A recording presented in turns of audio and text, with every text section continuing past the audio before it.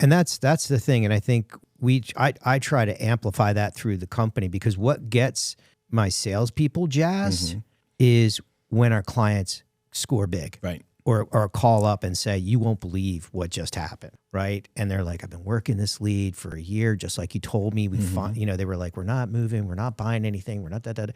Kept telling me this, you told me to persist. And then finally, 6 months later, we are. Right. Come on out. Right.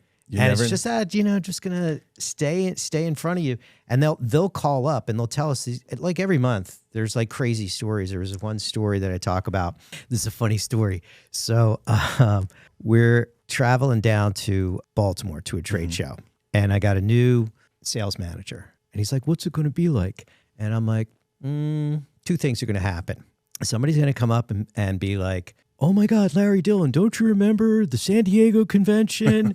The baby pulled monkey, they're like all kinds of crazy stuff. And I'll be like, and I won't remember who it is. Right. That must have been the best time of your life. And I'm like, I need you to just put your hand out and say, hi, I'm Bill and you are. And then I said, and someone's going to come up and they're going to tell us a crazy story about how our service resulted in like some kind of crazy thing. And I'm driving down and I know, because I'd never been asked that question before. And I just answered it honestly, right. Because that's what happens every time we go to a show. There's always, because we did a lot of, we'd go to San Diego. We wouldn't go in the convention center. We chartered a boat and just stood outside with business cards with a picture of the boat and took people on boat rides. We went to Baltimore, Inner Harbor, big real estate convention, chartered a 70-foot wooden Alden motor yacht with a crew, never left the boat. We took the new kids and made them stand outside.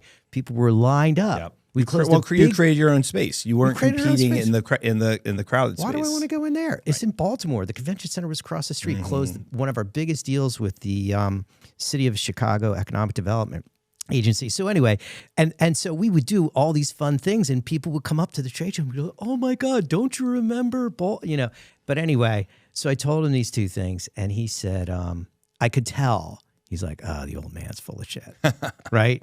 So we're there. And we stand outside the booth. I don't let them stand inside. And so this, guy's having a sandwich. We were near, and my guy says, "So have you heard of us?" And we were rebranding Insight PRM, our new software. So it didn't say Wendover. And we were promoting MoveMyBiz.com, which we had acquired, and our software, our PRM.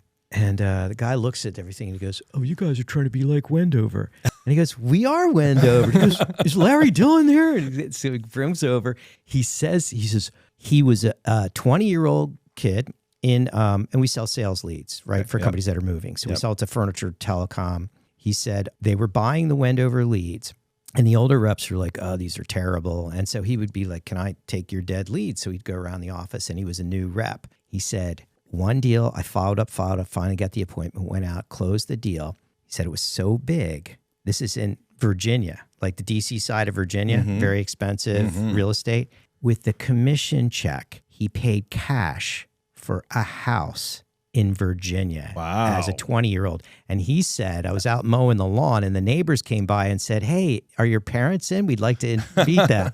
But then that wasn't it. We took him out to dinner. He's one story after another. And then somebody came up and said something about one of the fun events we had. "Oh my God, Larry Dillon, don't you remember, Orlando?" And I'm like, "No, I don't." Well, and that's how you stand up, that memorability. I mean, that's that kind of, like I said, I tell my team, try these 100 crazy ideas, because if you do something that really stands out and it becomes a story, and it's, you have to just try it. And that's what's great about the marketing landscape today is you can try many things, really don't cost much at all. It's really your time and energy. But yeah, I agree. That's exactly is, making a name because here's the other thing what I'm taking from that is you're fun, you're creative, right? And so you're selling sales leads for a certain thing, but people don't want to buy.